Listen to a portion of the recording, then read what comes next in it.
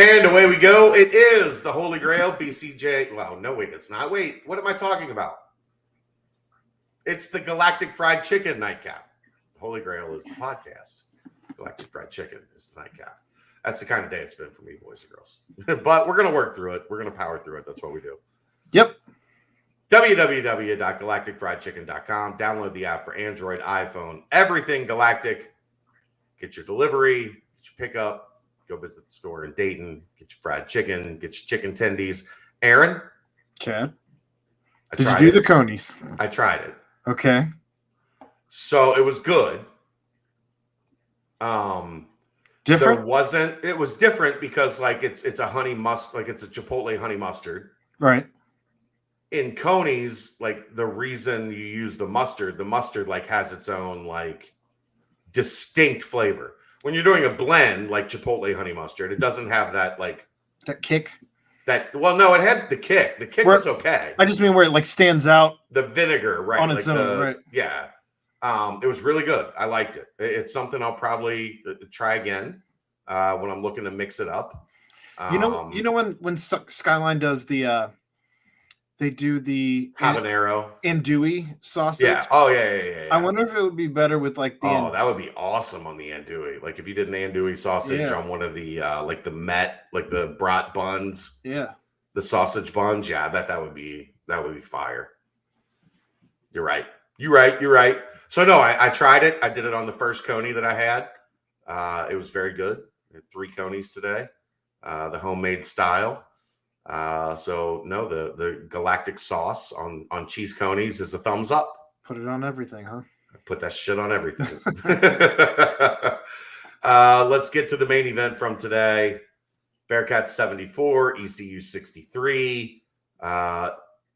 Offense was the name of the game in the first half, 41-40. ECU led at halftime. Defense, the name of the game in the second half. As this would have been about as low scoring as you could have imagined going into the final 3 minutes. It was 22-22 in the second half, and then Cincinnati closes on a 12-0 run. Because ECU didn't score for 8 minutes. They didn't score the final 3:44. They didn't score for 8 minutes, and they still had a 1-point lead with 3:44 to go, which was like, oh man, I've seen like you can't let a team not score for 8 minutes and leave them in the game because they're going to hit some shots. Then they had a couple shots, and it went back and forth a little bit. They led by 1 with 3:44 to go. They didn't score the rest of the way. The Bearcats got stops in the final segment of the game, and those stops led to a convincing 11-point margin. They needed this one, man. Like, if for nothing else, if tomorrow goes wrong, and they're playing Houston, tomorrow's probably going to go wrong. Like, if we're being honest with ourselves. Yeah. They're going to be a double-digit underdog. They're not expected to win the game. If they win the game, we'll throw a freaking party here on this show tomorrow night. Yeah. But at worst, they will not go into the offseason on a 6-game losing streak. Yes. They will not go into the offseason with this cloud of there was a massive, monumental, unforgettable collapse. They righted the ship, even if it's just for a day. That changes the narrative going forward, and they needed that bad. So, I mean, it was an outstanding effort put forth by DeJulius. I mean, how many times he did got beat the shit up, dude? He looked so, like you saw him grimacing in pain when he would sit down on the bench. Like he just looked hurt the whole game. Felt terrible for him. But you had a lot of other guys step up in this game today. I mean, even with Davenport off the entire game, he hit the 2 biggest shots of the game. He continued to push through until it mattered. Yeah. Mikey had another great game, and I think he's found his swagger, his confidence. We talked about it now the last couple games where he's starting to find that confidence where he's not afraid to shoot, especially if you're going to leave him wide open behind the arc. Same thing with Hensley. that confidence continues to build, and that dude is looking like he's finally figured it out. Unfortunately, it comes in the last 3-4 games of the season. Right. But to go into the offseason with that confidence is massive for that kid. It's an Like excellent that was his building best block. game. That was his best game. Oh, without question. Absolutely. 7 without points, question. 2 rebounds, 3 assists. Making only hustle 13 plays. minutes, making hustle plays, like being a physical, athletic 6'8" force that this team has lacked.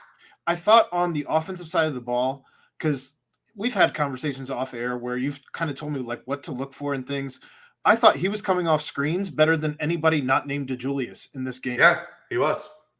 No, you're right on that. And he also, like, his 7 minutes in the second half were mostly on Vance Jackson. Vance Jackson was hot in the first half, went into halftime with 12. Yeah. And finished with 16.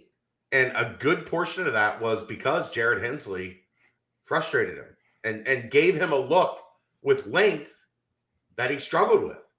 Mm-hmm. Might we see that tomorrow against Fabian White as a change of pace? I would think that he would have to. I mean, I didn't realize before Dave said it on the BCJ pod tonight that Micah is 2 of 20 in the last past 3 games. Yeah. And I don't know how you justify giving him 25. Well, but Hensley's minutes, as I said today, Hensley's minutes aren't going to come from Micah. Saunders' minutes are going to come from Micah. That's what I was going to say, though, is the fact that Mikey's starting to play a little bit better. That's where I think you find some of those minutes. But potentially, yeah, for sure. For sure. Of course, I'd like to see if, Lock-in or Oguama can work there. I think you would have to work them into the lineup a little bit more as Houston's a lot longer. Even Koval. I don't know that you're going to see between the 3 of them 6 minutes. I thought Koval was solid when he was in the game. I thought Abdul was solid when he was in the game. I'm just saying they probably are going to have to play more minutes against Houston is my point. I don't think you're going to see 6 minutes from Koval, Lock-in, and Oguama against Houston. Well, Koval played 12. Lock-in played. Oh, I'm sorry. 8. I was adding points. Sorry. It's like you said. It's been a long day. It's been a long day. I'm struggling tonight, man. I really am. All good. But yeah, it was an inspired performance. And to see what they did in the second half, they allowed East Carolina to shoot 60% in the first half, 28.6% in the second half. Well, even the commentators said something about that at one point in the first half, that I think they were still at 55% at that point in time. And it was just like, what are you guys doing defensively here? It was terrible. It was bad. And they figured it out.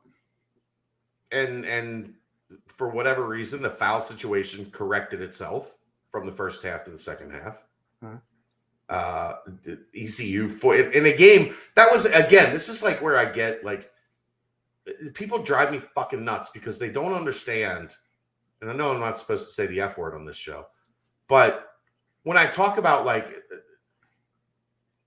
I expect to watch a properly officiated game. I think that's a conference-wide problem, though. I don't think it's just one. And I think it swung to UC in the second half. Yeah. Well, did that happen when West grabbed the basketball and refused to give it back? But here's the other thing. Like, okay, so first half, it was a physical game, the entire game for both teams. Mm-hmm. They had a kerfuffle in the hallway. David DeJulius got hockey body checked into the boards. There was no foul call. He landed on his hip. He was fouled so hard, the guy that fouled him stopped what he was doing to check to see if Dave was okay. Meanwhile, Dave's limping and still complaining that there wasn't a foul call. Right? 4 fouls on ECU in the first half. 12 fouls on ECU in the second half. They didn't change their style of play. The refs 13 fouls. Right. UC only ended up with 13 fouls, 6 in the second half. So weird. But it's so weird. Like, I just want a properly officiated game. I just want to watch. This is not saying, when I say stuff like this, I'm not saying this is the reason why UC's not playing well. I'm not saying this is the reason why UC's losing. I'm saying I would just like to watch a game that I feel like is properly officiated. Like as opposed to watching a game where it's constantly like, what are we doing? I think it's a conference-wide problem. I still don't understand for the life of me how we don't have we have people setting up jobs for everything around the country right now. How don't we have referee schools and a union? Well, nobody wants to referee. Because like to do it, you have to come up through the ranks, right? Like you gotta. Great. Why wouldn't we do that? You have people because at the lower levels that need to be better. Yeah, but at the lower levels, the parents and the coaches are complete assholes. Have you ever gone like you're going to get into this now? I know. Like Daddy Aaron is going to get into this now. The 11-year-old plays baseball tournaments all summer long. Okay. Yeah. Do you watch how the parents treat the umpires? I haven't been to one yet because last summer I was out in Cincinnati all weekend. So even 20 years ago, 30 years ago, when I was playing youth baseball, my dad would go sit like down the right field line so that he didn't have to listen to the stupidity that people spew like at games, at umpires. It's unbelievable. That's why nobody wants to do it anymore. Like getting to once you're to the college level, you make enough money that it's, it's whatever Well, I think that's where you should probably have the academies, and people, if they want to do it as, high school level or younger than that, then you go if you want to go out of pocket, the same as you would at any school, but just have a coaching academy. It's just, anyway, I digress. I just want to watch a game that's well officiated. Like, I don't remember the last time that's happened where I've walked away thinking, called that one pretty well. Both sides got a fair shake. It's usually one side or the other. When it's the other team, I generally don't get as upset. The fact that most of these guys doing it aren't full-time at this, so it's... No, they are. They say they're not. But they are. They're working 6 nights a week, making $3,000 a night. Do the math on what that equates to from November to March. I mean, that's what, 5 months? Yeah. 4 months? Uh-huh. At $18,000 a week. That's pretty good money. It's not bad. I would take it. I'd take it. If we're being honest, I'd take it. 1 o'clock tomorrow. Bearcats, Cougars. The odds are against UC. What Houston does well, UC struggles with. What UC does well are things that Houston also does well. But I think you walk away from that game in Houston. That was a close game at the half. You say, you know what? Put the chips on the table. See how the hand is dealt. And if you got a chance in the final 10 minutes, maybe you pull off a miracle. There have been a couple teams. Let me pull this up real quick. Well, while you're doing that, I did want to shout out UC Baseball. It does have a game tomorrow at 2 o'clock against Michigan State. It'll be on YouTube. You can catch it there. But if any of you knuckleheads have set up like your 2 screens, you can be watching UC Baseball at 2 o'clock while you're watching UC Basketball at 1 o'clock. Never the two shall meet. I mean, if you go back, they got drilled by Memphis in their most recent game, right? Mm-hmm. They won in 2 overtimes against Wichita State. They lost to Memphis by 10. SMU beat them. They've had Tulsa. They beat Tulsa by 2 back in early January. This is not full strength Houston. This is not Houston with Marcus Sasser and Trayvon Mark. This is Houston that's playing 7 guys. They're relying on their starting 5 to basically do everything for them. If you play the type of defense you were able to play in the second half today, you're going to give up offensive rebounds. There are going to be times where they hold you scoreless for a segment, right? Or you get 2 points in a segment. They're really good on defense. They're really good on the offensive glass. But if you can defend them, starting with Fabian White, who UC has not been able to defend in the 2 games they played. Man. They also were not able to defend Vance Jackson. Until they were. I'm not saying UC's going to win this game. There is someone I will credit tomorrow. If UC wins this game, there's someone in my text messages that predicted this win. I will protect that person's anonymity, and if they win, I will give that person the credit. Okay. It's going to be – first, I'm going to be tired as hell because you get up early, go to spring practice, come home, get ready, cover the game. It'll be 4 o'clock before I get a chance to catch my breath. So I'll be tired whenever we do this tomorrow, but that's okay. But hopefully I'm tired and living off an adrenaline buzz, right? Yeah. I don't think I'm gonna, but, stranger things have happened. I can attest.